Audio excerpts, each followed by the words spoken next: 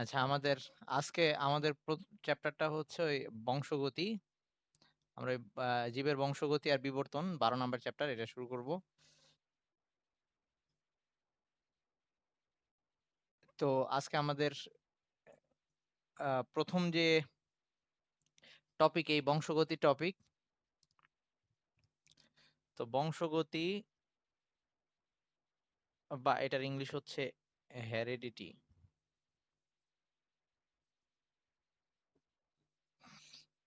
এটা বলতে অ্যাকচুয়ালি কি বোঝায় যে পিতামাতার পিতামাতার বৈশিষ্ট্য। তোরা আজকে লিখিস পিতামাতার বৈশিষ্ট্য বংশানুক্রমে। হ্যাঁ, লেখ। বংশানুক্রমে সন্তান সন- আরে লেখ, সন্ততির দেহে, মানে বেসিক কথাগুলা এখানে। আচ্ছা, যদি লেখা থাকে তো লেখার দরকার নাই, সমস্যা নাই। দেহে সঞ্চারিত হওয়ার প্রক্রিয়া, আমি কোচিং এ যখন পড়াইছিলাম এগুলা পড়াই দিছিলাম।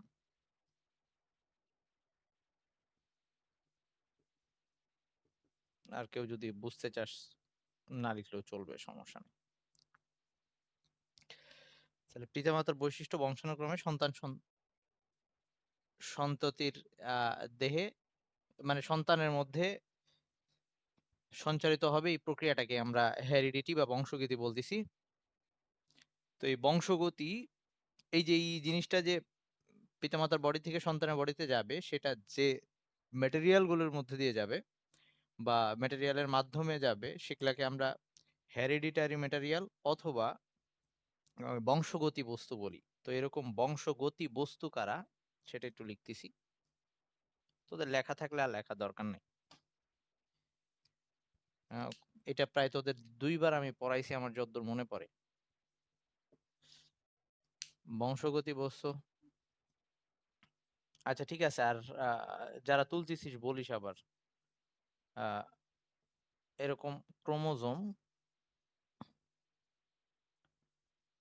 ডিএনএ, আচ্ছা, জিন, ডিএনএ, আরএনএ, এগুলোর মাধ্যমে পিতামাতা থেকে সন্তানের মধ্যে বিভিন্ন টাইপের বৈশিষ্ট্য বংশানুক্রমে সঞ্চারিত হচ্ছে। তো এগুলোকে আমরা বংশগতি বস্তু বলি। তো আমরা এই বংশগতি বস্তুর আহ, এই যে টাইপগুলো আছে এগুলা নিয়েই পড়বো আর কি আজকে। তো আজকে হয়তো আমাদের ক্রোমোজোম আর ডিএনএ নিয়ে পড়া হবে। তো ফার্স্ট হচ্ছে ক্রোমোজোম।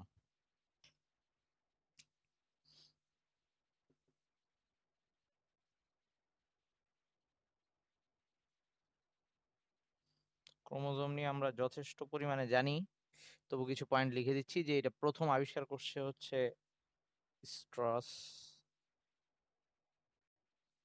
বার্গার। স্ট্রসবার্গার, সেটা হচ্ছে 1875 সালে। তোদের বইয়ে ইংলিশে নামটা লেখা আছে, তো ওভাবেও লিখতে পারিস। আর হচ্ছে এই ক্রোমোজোম যখন নিউক্লিয়াসের মধ্যে থাকে, আই মিন, এই রাকিন মেসেজিং অফ কর। তো স্টোরস এই নিউক্লিয়াসের মধ্যে যখন থাকে, তখন সুতার মতো যখন থাকে, তখন তাদেরকে আমরা ক্রোমাটিন তন্তু বলি। আর যখন ওই যে মাইটোসিস বিভাজনের সময় যখন এটা থেকে পানি বিয়োজিত হয়ে এটা মোটা আর খাটো হয়ে যায়, তখন এগুলাকে আমরা ক্রোমোজোম বলি। আগে আমরা এটা বলে আসছিলাম। তো আহ, এটা হচ্ছে বংশগতির প্রধান উপাদান। বংশগতির প্রধান উপাদান।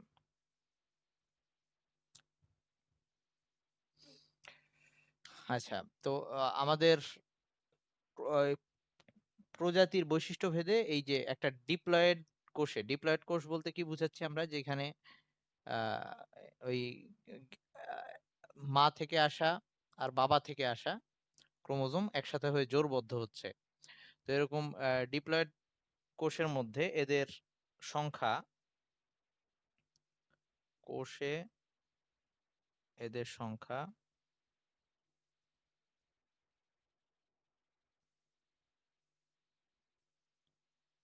2 থেকে 1600 পর্যন্ত।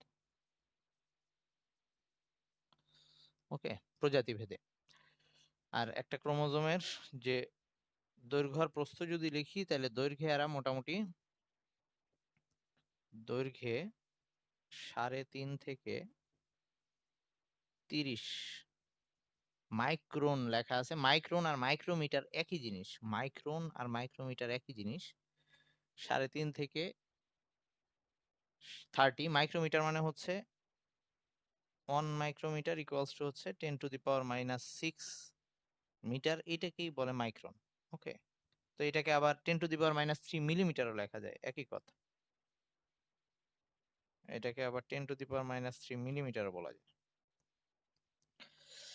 তো দৈর্ঘ্য মোটামুটি 3.5 থেকে 30 মাইক্রোমিটার হয়, আর প্রস্থ 0.2 থেকে 2 মাইক্রোমিটার বা মাইক্রন। ওকে, এখন আসি এই ক্রোমোজোম তাহলে কি কাজ করতেছে। ক্রোমোজোম হচ্ছে ক্রোমোজোমের একটা নির্দিষ্ট অংশকে, যেটার মধ্যে বৈশিষ্ট্যটা আছে, সেই পার্টটাকে আমরা জিন বলি। ওকে, তো তার মানে এই ক্রোমোজোম যখন আমরা মিওসিস বিভাজনের একটা আমরা পড়ছিলাম কিনা বা বলছিলাম আমি পড়ানোর সময়, ক্রুসিং ওভার বলে একটা ব্যাপার আছে, যে আহ, উম, মায়ের ক্রোমোজোম আর বাবার ক্রোমোজোম একটার সাথে আরেকটা ক্রসিং ওভার হওয়ার ফলে একটার বৈশিষ্ট্য আরেকটায় গিয়ে এরকম আই মিন বৈশিষ্ট্য একটা থেকে আরেকটায় যাচ্ছে বা সংকর বৈশিষ্ট্য হচ্ছে, দুইজনের বৈশিষ্ট্য যে আসা। তো ওইটা যখন ঘটে তখন ক্রোমোজোমের একটা পর্শন আরেকটা পর্শনের সাথে যুক্ত হয়ে যায়, এরকম একটা অবস্থা। তার মানে ক্রোমোজোমের এই যে একটা পর্শন আরেকটা ক্রোমোজোমের পর্শনের সাথে স্থানান্তরিত হচ্ছে, তো এই ব্যাপারটা মানে সন্তানের বডিতে গ্যামেটে বা মানে শুক্রাণু ডিম্বাণুতে যাওয়ার আগে আহ, মায়ের ক্রোমোজোম বাবার ক্রোমোজোম, মা থেকে আসা ক্রোমোজোম বাবা থেকে আসা ক্রোমোজোম দুইটা একসাথে হচ্ছে, একসাথে হয়ে বৈশিষ্ট্য চলে যাচ্ছে, মানে নতুন একটা বৈশিষ্ট্য চলে আসতেছে, বাবার কিছু বৈশিষ্ট্য মায়ের কিছু বৈশিষ্ট্য মিলে একটা নতুন ধরনের ক্রোমোজোম হচ্ছে। তো এই প্রসেসটাকে ক্রসিং ওভার বলে। তো ওই জিনিসটা ঘটার সময় তার মানে যে পর্শন যে চলে যাচ্ছে, তার মানে সেটাকে আমরা বলতেছি জিন। ক্রোমোজোমের একটা পর্শন যেটার মধ্যে কোনো বৈশিষ্ট্য আছে, তো সেটা হচ্ছে জিন। তার মানে এরা এই ক্রোমোজোম প্রজন্ম থেকে প্রজন্মে এই জিনগুলা বহন করে নিয়ে যাচ্ছে। তো এই কারণে ক্রোমোজোমকে জীবের বংশগতির ভৌত ভিত্তিও বলা হয়। বংশগতির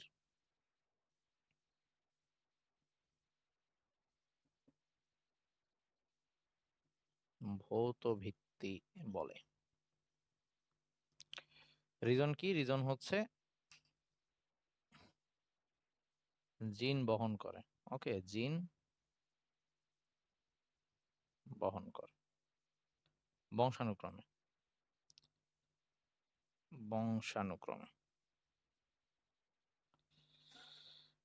আচ্ছা, তাহলে এইটুক গেল আমাদের ক্রোমোজোম নিয়ে কথাবার্তা। এখন আমরা ডিএনএ নিয়ে বলবো। তো ডিএনএ নিয়ে একটু ছোট্ট করে বলে আমি আবার ভিডিওতে চলে যাব। তো ভিডিও দেখলে পুরোপুরি মোটামুটি ব্যাপার ক্লিয়ার হয়ে যাবে। তো ডিএনএ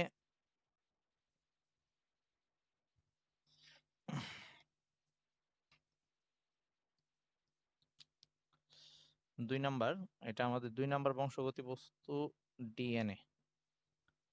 ডিএনএ এর ফুল মিনিং হচ্ছে deoxy ribo nucleic acid. D oxy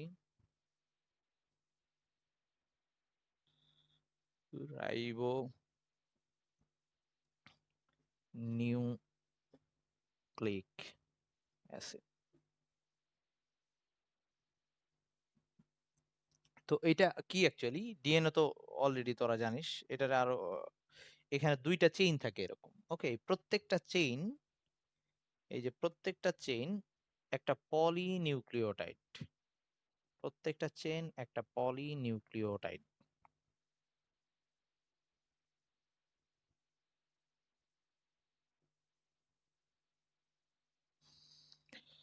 ওকে, তো এরকম এই মডেলটাকে আমরা বলি ওই double helix model. Double helix model কে দিছিল? ওয়াটসন আর ক্রিক দিছিল। ওয়াটসন ও ক্রিক। ক্রিক বানানটা কি রস্বইকার দিয়ে লেখে নাকি দীর্ঘইকার দিয়ে লেখে?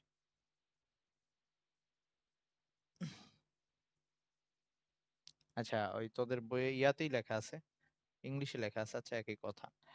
তারা নোবেল পাইছিল 1900, এই মডেলটা 1953 সালে তারা দিছিল এবং এটার জন্য তারা আহ, নোবেল পুরস্কার পাইছিল।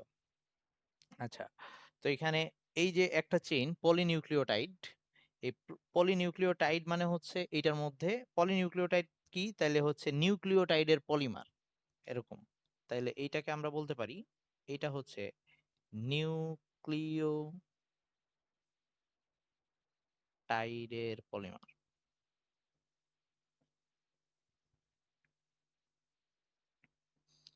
অনেকগুলা নিউক্লিওটাইড মিলে হচ্ছে পলিনিউক্লিওটাইড। প্রত্যেকটা চেইন হচ্ছে একটা পলিনিউক্লিওটাইড। আর পলিনিউক্লিওটাইড কিভাবে হচ্ছে? অনেকগুলো নিউক্লিওটাইড মিলে একটা পলিনিউক্লিওটাইড হচ্ছে। তো এখন আসি নিউক্লিওটাইড কিভাবে তৈরি হয়, নিউক্লিওটাইড কি সেটা লিখবো।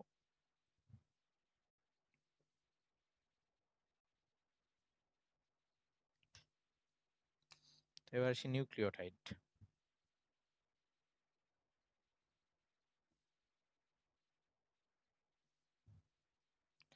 একটা নিউক্লিওটাইড সেটা যা যা নিয়ে গঠিত, এখানে থাকবে হচ্ছে একটা রাইবোজ, মানে একটা চিনি থাকবে, সুগার থাকবে। তো এই ক্ষেত্রে এই সুগারটা হবে ডিঅক্সিরাইবোজ সুগার। তো ডি অক্সি রাইবোজ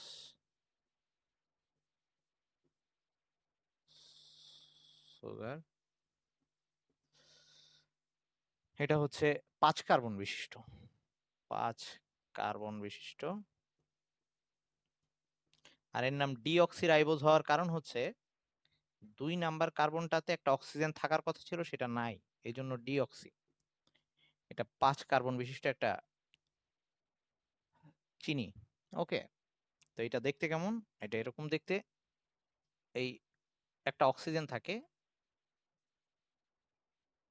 আর টোটাল যে 5টা কার্বন, 5টা কার্বন কিভাবে হয়? এটা 1 number carbon, 2 number carbon, 3 number carbon, 4 number carbon, এইখানে আরেকটা কার্বন থাকে। তার মানে কার্বন এখানে একটা, এইখানে একটা, এইখানে একটা, এইখানে একটা, আর একটা এইখানে, 5টা কার্বন। ওকে, এটা হচ্ছে সুগার বা ডিঅক্সিরাইবোজ সুগার। এবং এটার 2 নাম্বার কার্বনে একটা অক্সিজেন থাকার কথা ছিল, সেটা কিভাবে থাকে ওগুলা পরে ইন্টারে গিয়ে বুঝবি, সেটা নাই দেখে এটার নাম হচ্ছে ডিঅক্সিরাইবোজ সুগার। আর যদি অক্সিজেনটা থাকে তাহলে ওটার নাম শুধু রাইবোজ সুগার। ওকে, আচ্ছা, এবার পরের যে জিনিসটা, পরেরটা হচ্ছে এটার মধ্যে আরো যেটা থাকবে, এটার সাথে নাইট্রোজেন যুক্ত ক্ষার থাকবে।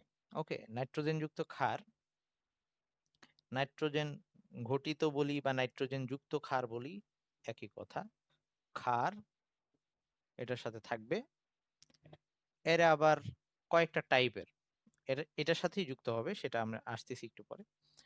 তো এরা আবার কয়েকটা টাইপের, এরা হচ্ছে 2টা টাইপের। একটা হচ্ছে পিউরিন, আর একটা হচ্ছে পাইরিমিডিন।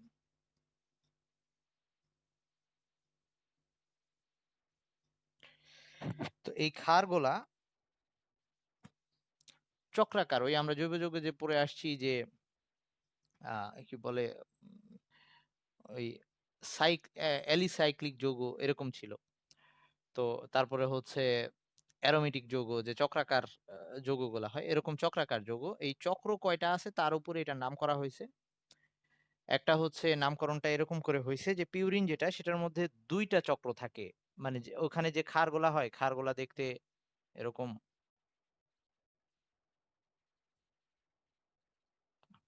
এরকম 2টা চক্র থাকে, আমি দেখাবো আবার। তো এগুলা হচ্ছে 2 চক্র বিশিষ্ট, 2 চক্র বিশিষ্ট।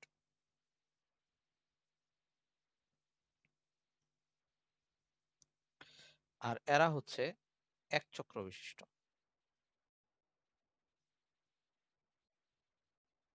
যেমন এখানে একটা চক্র, এরকম 1 চক্র বিশিষ্ট।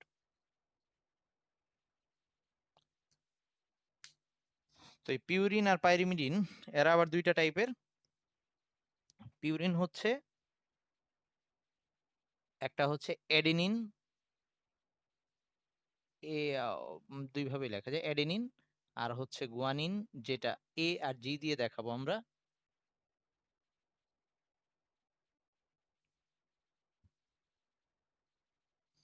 আর এটা হচ্ছে সাইটোসিন, সাইটোসিন, যেটাকে আমরা সি দিয়ে দেখাবো। আর থায়ামিনও বলে, থাইমিনও বলে, একই। তোদের বইয়ে মেবি থায়ামিন লেখা। তো এটা হচ্ছে থায়ামিন।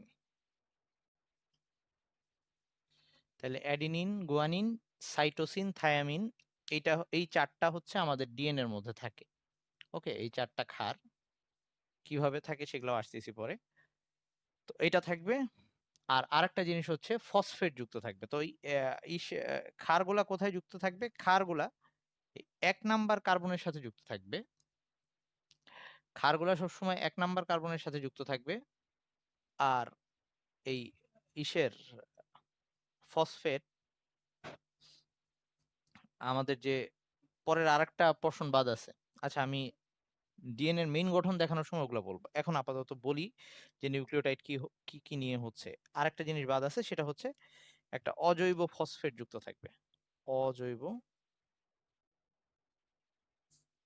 অজৈব ফসফেট। ফসফেট মানে ওই যে PO4 3- যেটা, সেটাই অজৈব ফসফেট।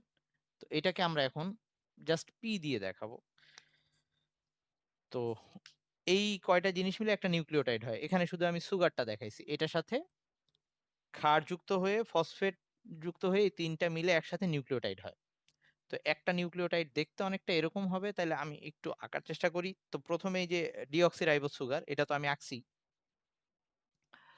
এটার সাথে এই সাইডে একটা, এটা 1 নাম্বার কার্বন ছিল। এই 1 নাম্বার কার্বনের সাথে অ্যাডিনিন, গুয়ানিন, সাইটোসিন, থায়ামিন, যে কোনো একটা ক্ষার দিলাম, আমি অ্যাডিনিনটাই দিলাম।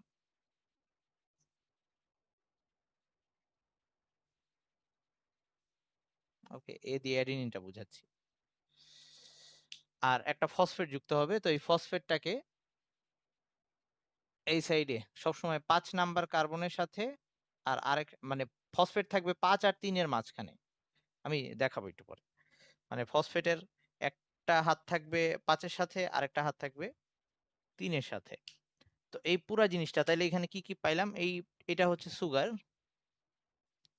আর এটা হচ্ছে আমাদের সেই ক্ষারের একটা, আর এটা হচ্ছে ফসফেট। এই পুরাটা নিয়ে আমাদের একটা নিউক্লিওটাইড গঠিত হয়।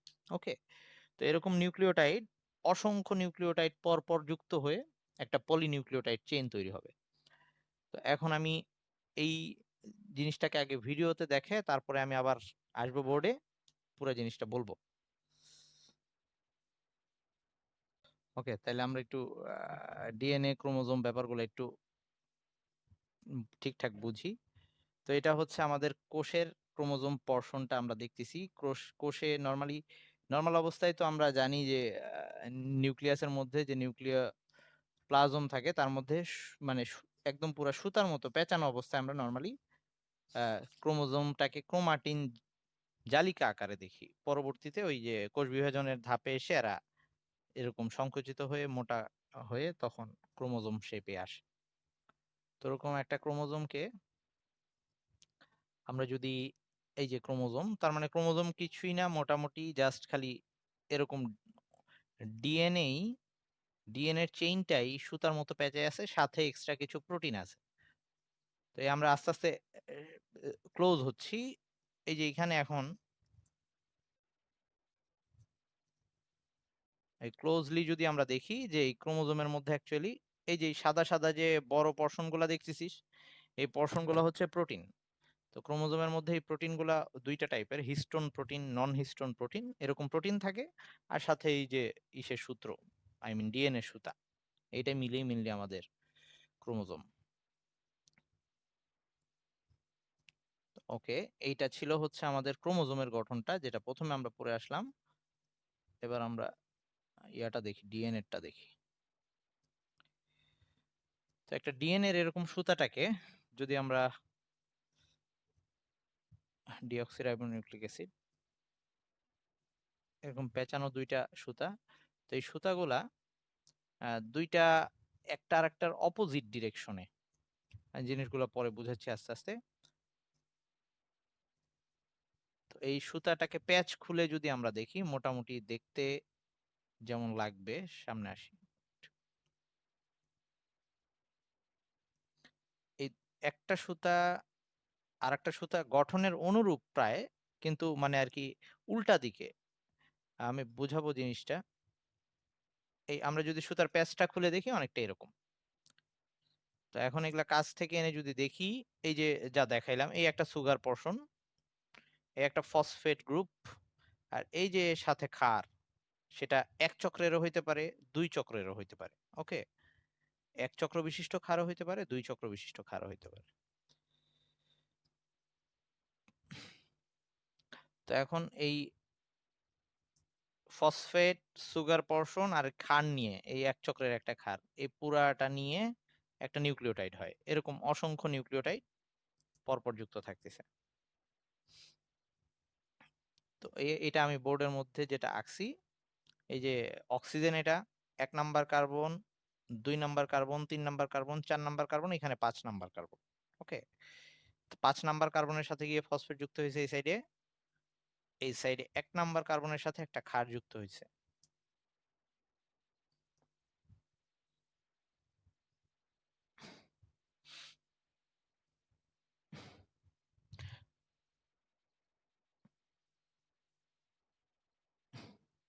তো এগুলা বিভিন্ন ভাবে সাজানো থাকতে পারে। সব সময় যে এ টি সি জি এরকম সিরিয়ালে আসবে এরকম কোনো কথা নাই, এরপরে আবার এ আসতে পারে, আবার এ টি সি, আবার এ আসতে পারে, মানে কোডিং গুলা এক এক রকম হইতে পারে। তো এখন আসি, এই যে একটা নিউক্লিওটাইড ছিল, এই নিউক্লিওটাইডে যে সুগার ছিল, এটার 5 নাম্বার কার্বনের সাথে ফসফেট যুক্ত। তো পরের নিউক্লিওটাইড যেটা আছে সামনে, সেইটার এই যে এখানে যেটা আছে, ওকে, এইটার 3 নাম্বার কার্বন, ওকে, এইটার এইটার 5-এর সাথে, এইটার সাথে, এইটার 5-এর সাথে ফসফেট যুক্ত, আর তার আগেরটার 3 নাম্বার কার্বনের সাথে ফসফেটটা আবার লিংক দিয়ে যুক্ত। তাইলে এই যে 3 আর 5-এর সাথে যুক্ত, এটাকে আমরা, এই ব্যাপারটাকে, আচ্ছা, এই যে বলছিলাম যে 2 নাম্বার কার্বনে এখানে একটা OH গ্রুপ আছে, মানে হাইড্রোক্সিল মূলক OH। ওই OH এর মধ্যে যদি অক্সিজেনটা না থাকে, তখনই আমরা এটাকে ডিঅক্সিরাইবোজ বলি। ওকে, এখানে ওই অক্সিজেনটা নাই, সেটা আমি বলে আসছি আগে, কেউ না বুঝলে বলিস। তো এখন এই নিউক্লিও, ওকে, যেটা বলতেছিলাম, তাইলে একটা নিউক্লিওটাইডের সাথে পরবর্তী আরেকটা নিউক্লিওটাইড ফসফেট দিয়ে যুক্ত হচ্ছে, এবং একটার 5-এর সাথে ফসফেট এবং আরেকটার পরেরটা 3-এর সাথে, এরকম। ওকে, তার মানে ফসফেটটা 3 আর 5 নাম্বার কার্বনের মাঝখানে গিয়ে যুক্ত হচ্ছে।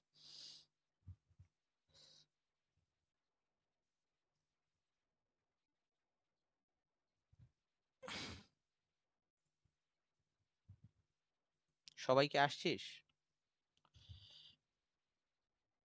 ওকে, এইবার আসি, এই যে ফসফেট কিন্তু এই যে PO4 3 মাইনাস, ফসফেটটা এভাবেই থাকে, কিন্তু দেখানো হয় এই যে PO4 3 মাইনাস, কিন্তু এখানে দেখানো হয়েছে পি দিয়ে জাস্ট। ওকে, মানে গঠনগুলা বেশ বড় সড়ই। তো আরেকটা ব্যাপার, এই যে আমাদের যে দুইটা চেইন দেখলাম, এখানে একটা চেইন, ওই সাইডে একটা চেইন, ফসফেট গ্রুপগুলা কিন্তু বাইরের দিকে, ফসফেট গ্রুপগুলা বাইরের দিকে, আর ভিতরের দিকে ওই ক্ষারগুলা। ওকে, ক্ষারগুলা থাকবে ভিতরের দিকে, আর ফসফেট গ্রুপগুলা থাকবে বাইরের দিকে। আচ্ছা, এই চেইনটা, তার মানে এই চেইনটার এই সাইড হচ্ছে 3, এই সাইডে হচ্ছে 5 কার্বন, ওই সাইডে 3 কার্বন, এভাবে এই চেইনটা অগ্রসর হয়েছে। তাহলে নিচের চেইনটা জাস্ট এটার অপোজিট দিকে আসবে, মানে থ্রি, এই বরাবর 3 থাকবে, আর এই বরাবর 5 থাকবে, দেখাচ্ছি বুঝে যাবি। এই যে নিচের চেইনটা, নিচের চেইনটা জাস্ট এটার উল্টা, এখানে 5 এর পর 3 এভাবে গেছে, 5 3 5 3 আকারে, এটা উল্টা দিকে আসছে 3 5 3 5, মানে জাস্ট অপোজিট ডিরেকশনে, একটা যেদিকে যাচ্ছে আর একটা তার বিপরীত দিকে যাচ্ছে এরকম।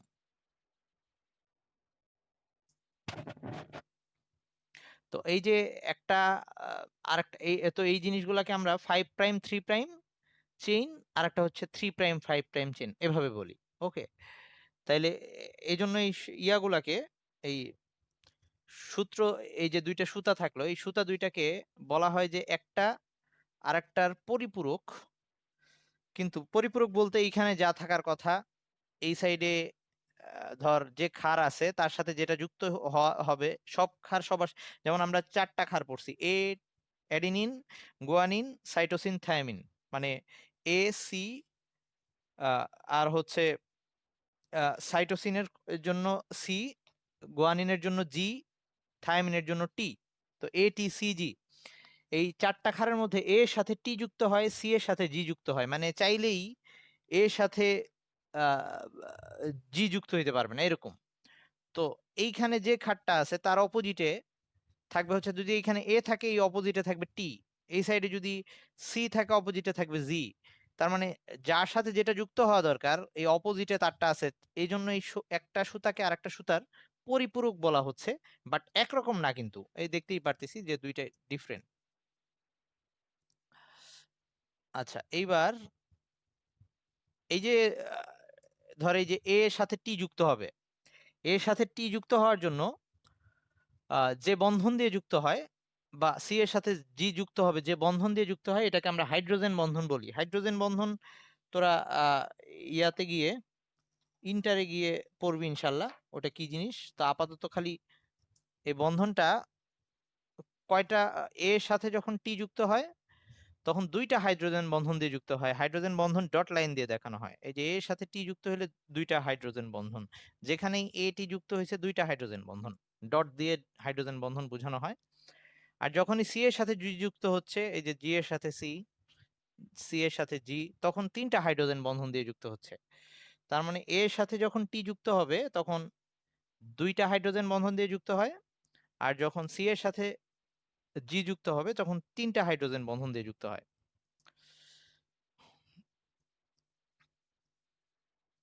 এই বন্ধনগুলোকে ডট দিয়ে যেগুলা দেখাচ্ছি এগুলাকে হাইড্রোজেন বন্ধন বলে বা এইচ বন্ড বলে।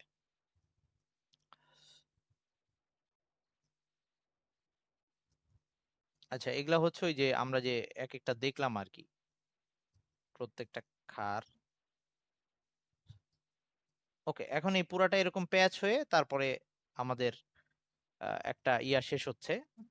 তো এই যে একটা প্যাচ শেষ হইতে গেলে, একটা প্যাচ যখন শেষ হয়, এই যে এখান থেকে শুরু হয়ে এখানে গিয়ে শেষ হয়েছে, এর মধ্যে এরকম 10টা এই যে ক্ষার জোট থাকে, এই যে এ এর সাথে টি, সি এর সাথে জি, এরকম ক্ষার জোর, এই যে জোড়া জোড়া ক্ষার যারা আছে এরকম 10টা থাকে। ওকে, তার মানে এই 10টা ক্ষার জোর যুক্ত আছে, তার মানে এখানে নিউক্লিওটাইডও আছে 10টা করে, একটা দুইটা তিনটা চারটা, এই নিউক্লিওটাইড তো প্রত্যেকটা একটার সাথে আরেকটা এরকম। তার মানে একটা প্যাচ শেষ হইলে তার মধ্যে 10টা নিউক্লিওটাইড থাকে, বা একটা পূর্ণ ঘূর্ণনের মধ্যে 10টা নিউক্লিওটাইড থাকে। তাহলে এই যেগুলা, এই যে ক্ষারের মধ্যে যে হাইড্রোজেন বন্ধন ছিল যেগুলাকে আমরা সিঁড়ির ধাপ হিসেবে চিন্তা করতেছি, তো এই একটা থেকে আরেকটা ধাপের দূরত্ব কত হবে, বা একটা নিউক্লিওটাইড থেকে আরেকটা নিউক্লিওটাইডের দূরত্ব কত হবে, আমরা এই পুরা একটা প্যাচ শেষ হইলে এই দৈর্ঘ্যটা হচ্ছে, এই দৈর্ঘ্যটার মান হচ্ছে, এই একটা টার্ন যেটা শেষ হইছে সেই টার্নটার মান হচ্ছে,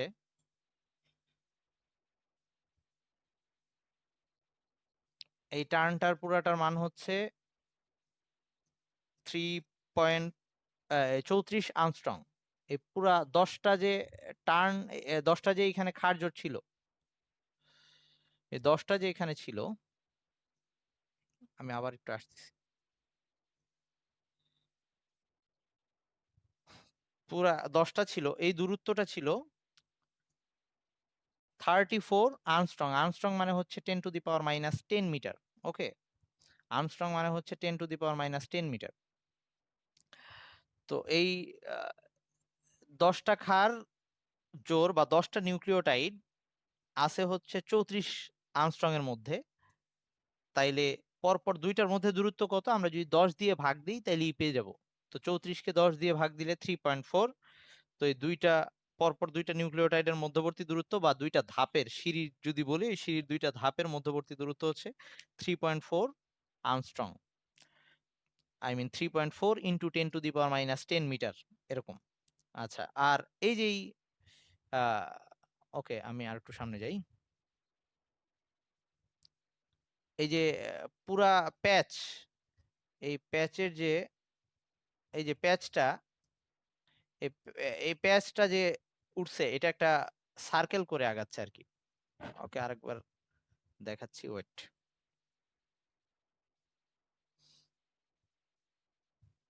এই যে এরকম একটা সার্কেল বা সিলিন্ডার শেপের মতো আগাচ্ছে। এই সিলিন্ডারটার ব্যাসটা হবে হচ্ছে 20 আর্মস্ট্রং, মানে এই পুরো সিলিন্ডারটার ব্যাস এটা হবে হচ্ছে 20 আর্মস্ট্রং, বা ডাবল হেলিক্সের ব্যাস যেটা, সেটা হবে 20 আর্মস্ট্রং। আচ্ছা, এখন আমাদের আরেকটা যে ব্যাপার, আরো কিছু কথা এখানে লেখা আছে, সেটা হচ্ছে এই যে ডিএনএর যে সুতাটার সাথে, আই মিন এই সুতাটা তো এভাবে পেঁচায় উঠছে, এই পেঁচানো সুতাটার সাথে আর একটু আগে আসি।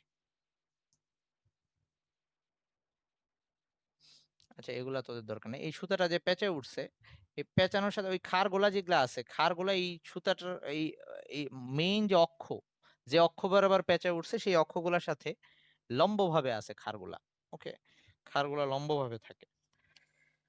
আচ্ছা, তো এই ডিএনএ এর মাধ্যমেই তাহলে ওই মেইনলি ক্রোমোজোমের মধ্যেই যেহেতু ডিএনএ থাকে, আর ক্রোমোজোমের একটা পর্শন যাওয়া মানে ডিএনএরই একটা পর্শন চলে যাচ্ছে, বৈশিষ্ট্যগুলো এখান থেকেই যাচ্ছে।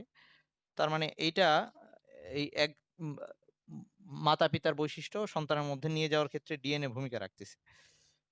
তো এই হচ্ছে আমাদের মোটামুটি ডিএনএ এর মেইন গঠন। তো আমি এখন একটু খালি ছোট্ট করে দেখাবো বোর্ডে যে আঁকবো কিভাবে আমরা ডিএনএটা, সেটা দেখায় শেষ করব। একটু ওয়েট। ওকে, আমাদের যদি পরীক্ষায় আসে যে ডিএনএ এর গঠন, তো নর্মালি যদি সুযোগ হয়, সময় হয়, আমরা তাহলে দুইটাই আঁকবো যদি সময় হয়। আর যদি সময় না কুলায় তাহলে একটা আঁকবো, সেটা হচ্ছে খালি ওই রাসায়নিক গঠনটা এঁকে দিব আর কি। তো ডিএনএ এর যে ভৌত গঠন যেটা, আমি যেটার মধ্যে শুধুমাত্র সুতা দুইটাকে দেখাচ্ছি আমরা, তো সেটা যদি আঁকতে যাই, সেটা আঁকার একটা ইজি ওয়ে হচ্ছে এরকম। ফার্স্টে পেন্সিল দিয়ে দুইটা এরকম এঁকে নিব, প্যারালাল লাইন।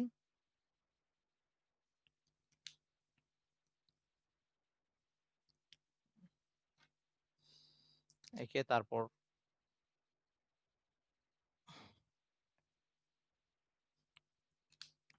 এই একটা,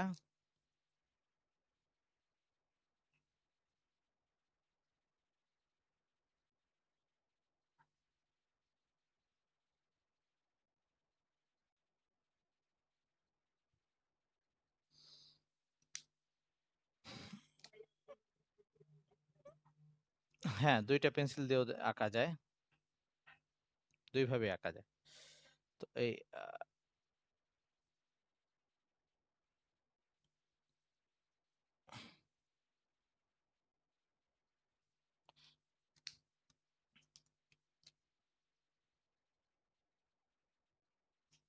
তো এইখানে এই ইয়ার সময়, যেমন এইখানে এই লালটাকে যদি আমি উপরে রাখি, যে নীল সুতাটা নিচ দিয়ে গেছে, তাহলে পরের বার নীল সুতাটা উপর দিয়ে চলে আসবে, আর লাল সুতাটা নিচ দিয়ে যাবে এরকম। ওকে,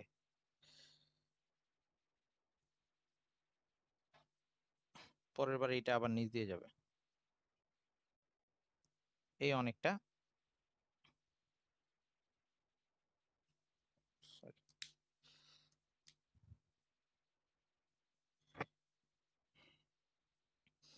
এই এভাবে একটা আঁকা যায়, আবার দুইটা পেন্সিল ইউজ করেও আঁকা আঁকা যায়। তবে তোদের এইটার চেয়ে ওই কেমিক্যাল স্ট্রাকচার, এটা হচ্ছে ভৌত গঠন। তো এখানে তারপর এই ধাপগুলো আমরা দেখাই দিব, যে এখানে একটা ইসের সাথে খারের প্রশ্ন, তোরা তো ইয়াতে পেন্সিল দিয়ে যখন আঁকবি জাস্ট নর্মাল এভাবে দিয়ে দিলেই হবে। অবশ্য এই জিনিসটা এভাবে না দিয়ে, আমরা দেখলাম যে এখানে মেইনলি বন্ধনগুলা থাকে, তো ডট লাইন দিয়ে দেখাইলেই বেটার। অবশ্য তোরা বইয়ের মতো করেও দেখাইতে পারিস, 2টা এবং যা হোক। তো এই ধাপগুলা দেখাই দিবে এভাবে। এইটা হচ্ছে ভৌত গঠন। কয়েকবার প্র্যাকটিস করলে পারা যাবে। আর যদি রাসায়নিক গঠনটা আমাদের রাখতে হয় মানে ওই যে নিউক্লিওটাইড গুলা দেখে, তাইলে যেটা করব আমরা এটার জন্য ফার্স্টে আমরা এরকম পেন্সিল দিয়ে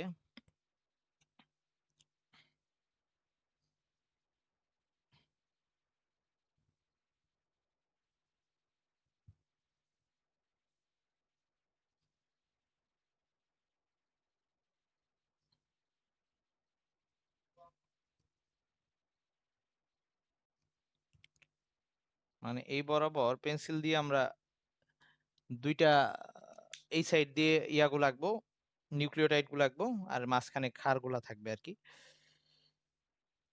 তো এইখানে হচ্ছে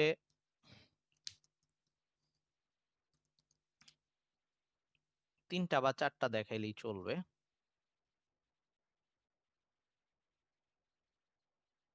একটা মানে সুগার গুলো আঁকতেছি আগে, একটা, আমি 3টা দেখাইলাম। ঠিক এটার অপোজিটে থাকবে, তো এই জন্য আমি এখান থেকে জাস্ট ডট লাইন দিয়ে এঁকে নিলাম যাতে আমার ঠিক অপোজিটে থাকে, এবং অপোজিটে উল্টা করে থাকবে এই খাটটা, এই সরি সুগারটা।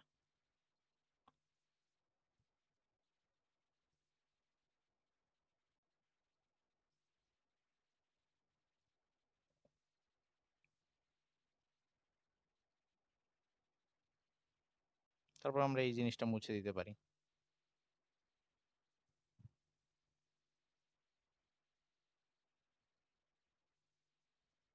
তো এবার আমাদের 5 নাম্বার কার্বন যেটা ছিল, 5 নাম্বার কার্বন, এই 5 নাম্বার কার্বন, 5 নাম্বার এই যে এরকম বাইরের দিকে, এখানে 5 number carbon, 5 number carbon, 5 number carbon, মানে একটা যদি দেখাই তাহলে এইরকম অবস্থা। এটা 1 নাম্বার কার্বন, 2 3 4, এটা 5 নাম্বার কার্বন।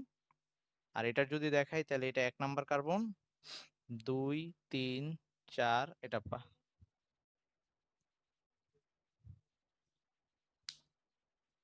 আচ্ছা। ওকে, এখন এইখানে এই একটার সাথে আরেকটার যে মাঝখানে যে বন্ডিংটা করে দিচ্ছিল একটা ফসফেট গ্রুপ, ফসফেট গ্রুপটা এরকম মাঝে পি, এইটা 5-এর সাথে, এটা 3, 5 আর 3 এরকম।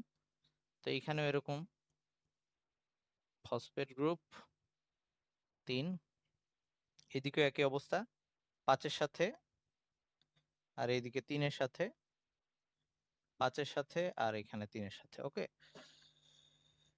হ্যাঁ, এবার আমাদের সুগারও আঁকা হয়ে গেছে, ফসফেটও আঁকা হয়েছে, আর ভিতরের দিকে যে ইয়াগুলো থাকে, আর এটা এইদিকে এরকম চলতে থাকবে, এটা এইদিকে এরকম চলতে থাকবে। ওকে, এখন এই মাঝখানের দিকে যে ক্ষার জোড়গুলা সেটা হচ্ছে, এটা চাইলে আমি 2টা শেপ একই রকম দেওয়া যায়, আবার 2টা শেপ ডিফারেন্ট দেওয়া যায়। যেমন এর পাশে যে টিটা থাকবে, এই যে এর পাশে টি, আমি এ আর টি কে এইরকম শেপ দিয়ে দেখাইলাম। ওকে, আর এ আর টি এর মধ্যে 2টা বন্ধন থাকে, তো এখানে ডট লাইন হবে 2টা। ধর এখানে সি আর জি দিব, তাইলে এখানে সি এর জন্য আমি এরকম একটা বক্স আঁকলাম, আর তাহলে জি এর জন্য আমি বক্সটা এরকম করে দিলাম, মানে আর কি জাস্ট একটা আরেকটার সাথে কানেক্টেড, এটা বোঝানোর জন্য। অবশ্য সবগুলা তো সেম আকৃতির বক্স দিলেও সমস্যা নাই, এখানে 3টা বন্ধন থাকে। তো এটিসিজি, আবার এখানে ধর এ, বা এখানে টি দিলাম আমি, টিটা দেখতে এরকম ছিল, টি, আর এইদিকে আমি এ দিলাম, এদের মধ্যে 2টা বন্ধন। তো এগুলা হচ্ছে সুগার, সুগার, সুগার, ফসফেট, ক্ষারজোড়, সুগার, সুগার। তো এই পুরা এটা এভাবে চেইনটা চলবে, আর এই প্রত্যেকটা একটা নিউক্লিওটাইড ফসফেট সহ এইটুক, এবং এইটাই পরপর আসছে। তো এটা হচ্ছে আমাদের রাসায়নিক গঠন, আর আগেরটা যেটা দেখাইছি সেটা হচ্ছে ভৌত গঠন। এই পরীক্ষার মধ্যে টাইম না থাকলে খালি একটা দিয়ে বর্ণনা দিবি, আর যদি সময় থাকে তো 2টাই এঁকে দিবি আর কি। তো আজকে এই পর্যন্ত থাকুক, ভালো থাকিস সবাই। আচ্ছা, ঠিক আছে, তাহলে আমি আরেকটা দেখাই দিচ্ছি যে ডিএনএটাকে তুই ওই যে যদি দুইটা পেন্সিল ইউজ করিস, দুইটা পেন্সিল দিয়েও আঁকা যাবে।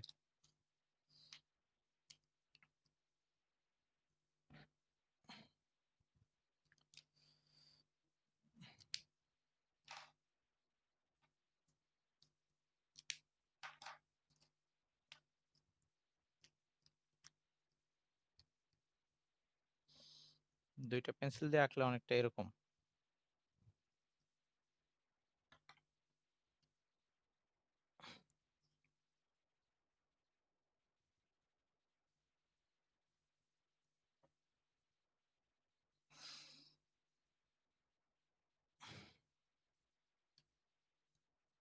মার্কারটা ধরা একটু ঝামেলা হয়ে যাচ্ছে।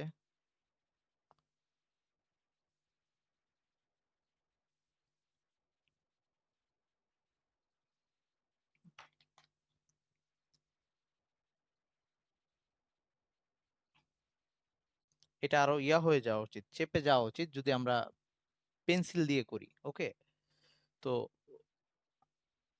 বর্ডারটা আগে দিয়ে নিলে সুবিধা হবে। পেন্সিল দিয়ে করলে এটাই যে এরকম চেপে, আর আরেকটা হচ্ছে অপোজিট সাইড। এটা হলো একটা সুতা গেল, আরেকটা সুতা।